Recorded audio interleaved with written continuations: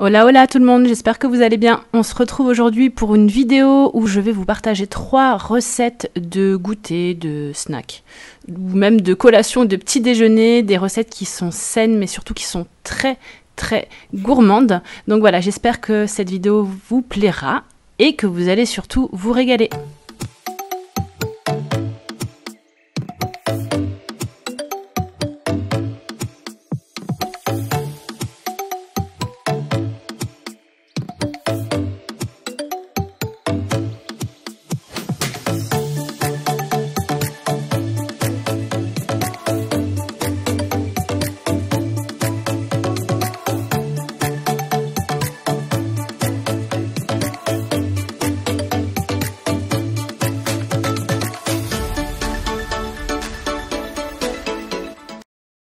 Donc, pour cette première recette, je vais vous montrer comment je réalise des muffins façon porridge. Alors, du coup, pour les ingrédients, vous allez avoir besoin de 200 g de fromage blanc,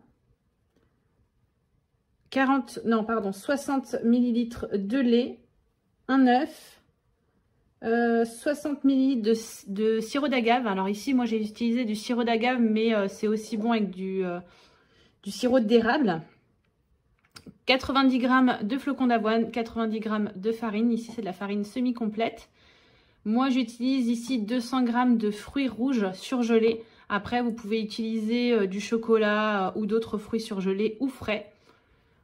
Ensuite, vous allez avoir besoin d'une pincée de sel, une cuillère à café de levure chimique et 2 cuillères à café de cannelle selon les goûts. Alors, il est 15h15. Du coup, je vais commencer par préchauffer mon four.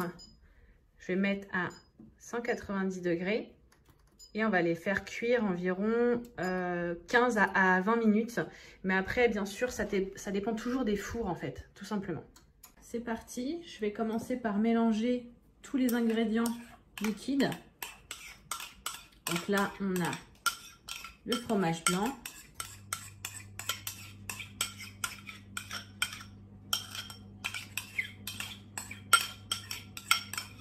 Ensuite, je viens rajouter le lait.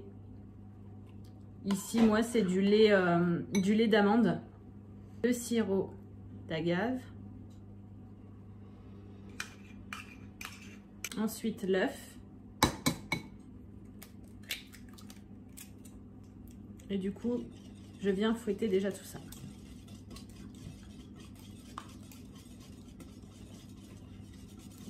Ensuite, je viens rajouter ma farine.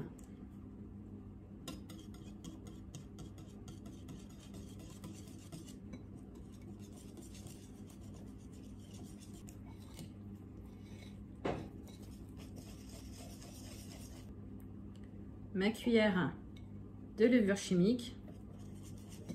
Pas tomber. Voilà. Alors c'est super bon aussi si vous mettez des pommes. Hein. Pomme cannelle, c'est le combo. Pomme cannelle, c'est le combo vraiment top. Donc ouais, on va dire que j'ai mis l'équivalent d'une petite cuillère à café. Oh, et l'odeur, j'adore l'odeur. Ensuite, mes flocons d'avoine. Voilà.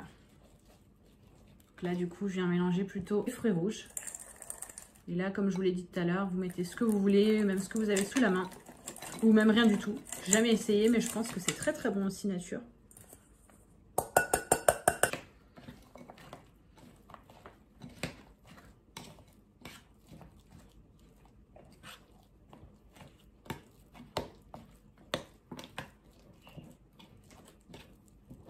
Mon moule à muffins. Alors, j'ai pas besoin de le beurrer parce qu'il est déjà il est siliconé. Donc, bon, généralement, c'est beaucoup plus simple. Et là, je vais remplir une bonne cuillère.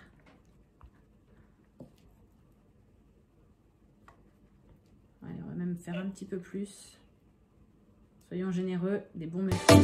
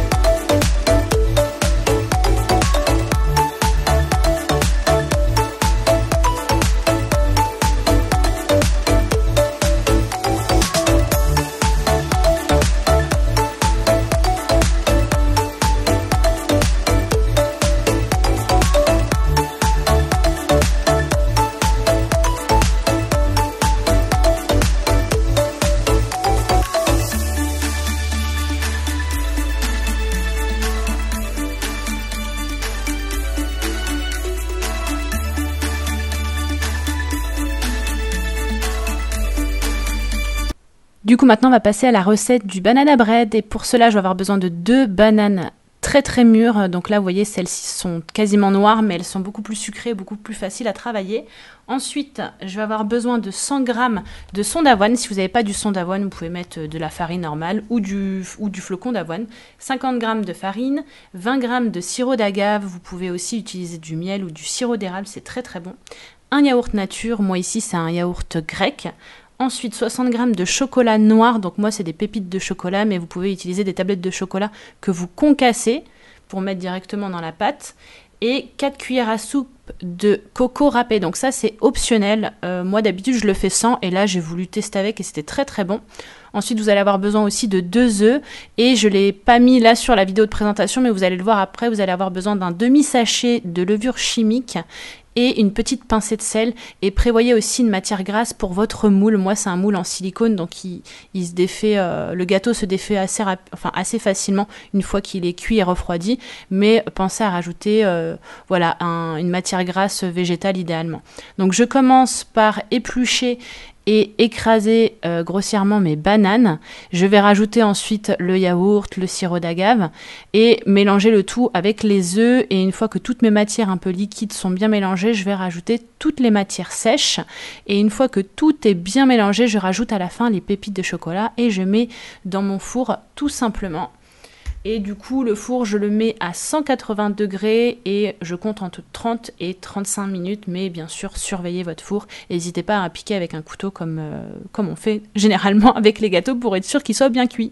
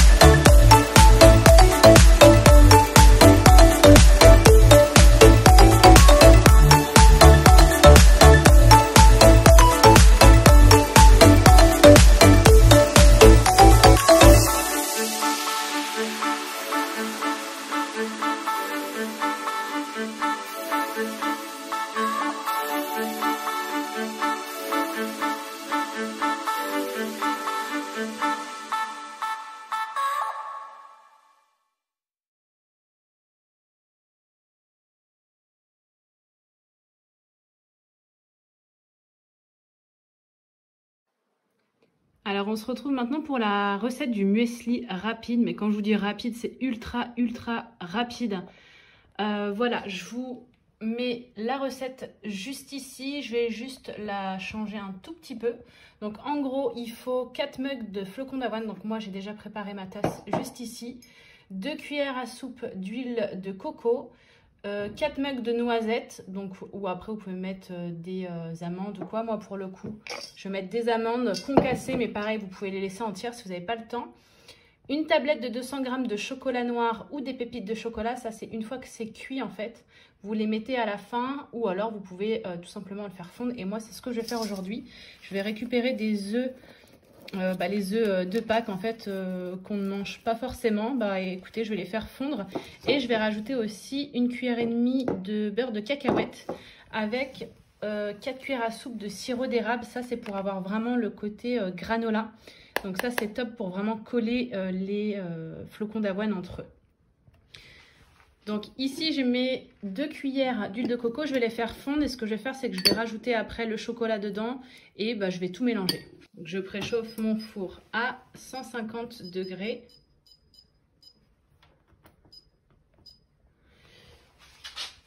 Et du coup ici j'ai déjà préparé ma plaque de cuisson avec mon papier réutilisable. Celui-ci je l'ai eu chez Ikea, mais vous en trouvez partout. Ou un simple papier de cuisson suffit amplement. Alors du coup pour cette recette, je vais faire fondre mon chocolat avec mon huile de coco et mon beurre de cacahuète que je vais rajouter après pour vraiment pouvoir mettre ça après dans mon mélange. Donc en soi cette recette, il n'y a rien de plus simple. Vous allez voir directement avec les images, vous avez juste besoin d'un grand saladier ou un grand bol pour pouvoir tout mélanger. Et à la fin surtout, vous verrez, je mélange pas trop quand je verse justement ce coulis et ce sirop d'agave parce que c'est ça qui va permettre d'avoir vraiment un effet granola, vous voyez, et pas un effet muesli. Je vous laisse avec les images.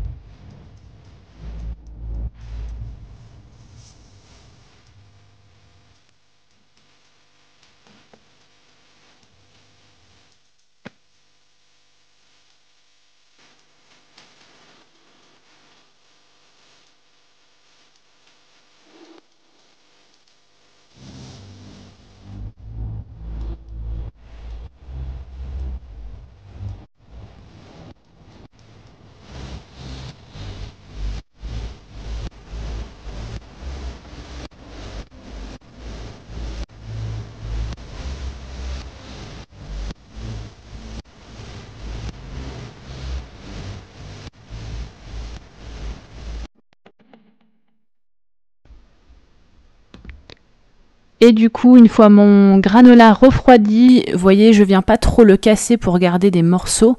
Je viens le mettre dans un grand bocal en verre et pour pouvoir le conserver dans un placard à l'abri de la lumière et du soleil. Donc pour les deux autres recettes, vous pouvez les conserver au frais jusqu'à 3 jours environ. Et là, cette recette de granola, moi je la conserve environ une semaine, mais je vous rassure, elle est terminée bien avant la fin de la semaine. Donc voilà, j'espère que ces 3 recettes vous auront plu. N'hésitez pas à me taguer ou à me mettre en commentaire si vous les avez testées, si vous les connaissez déjà ou si vous en avez d'autres, surtout à me partager. En attendant une nouvelle vidéo, je vous fais des gros bisous et je vous dis à bientôt.